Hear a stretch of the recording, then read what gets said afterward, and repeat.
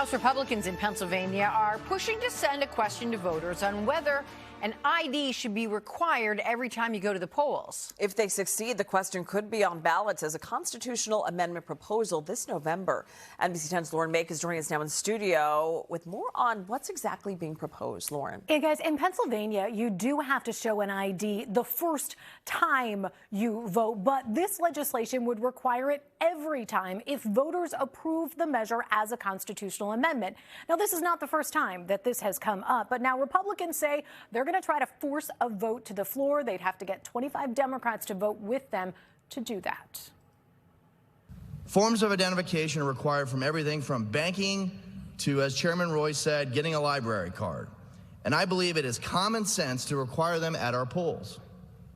However, on such a crucial issue, the only opinion that matters are the citizens of Pennsylvania. It is time to give them the opportunity to vote on the issue themselves.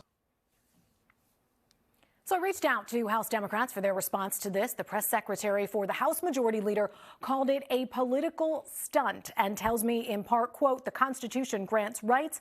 It doesn't and shouldn't take away rights. Therefore, any attempt to disenfranchise voters through a constitutional amendment is a non-starter for House Democrats, end quote. Now, this is the second time inside a week that proposals have come out of Harrisburg to change the way elections are run.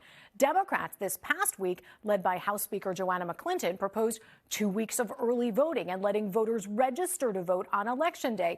I spoke with Speaker McClinton for NBC 10 at Issue this weekend and asked her about the possibility of a voter ID change in Pennsylvania.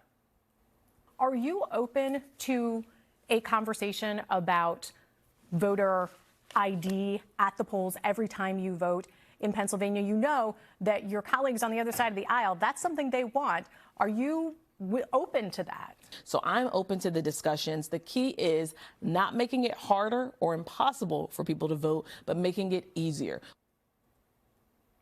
Now, there are politics at play in all of this. Democrats say Republicans had a chance to do voter ID but passed it up. Republicans say some Democrats already voted for it, so they should again. Well, if lawmakers do vote to put this on the ballot, it would have to happen by July in order to get it on the November ballot for voters. Jackie, back to you.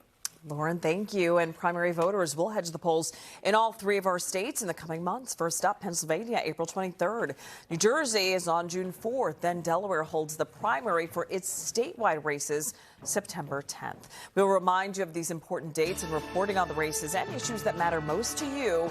Check out our full coverage anytime at NBC10.com/decision 2024.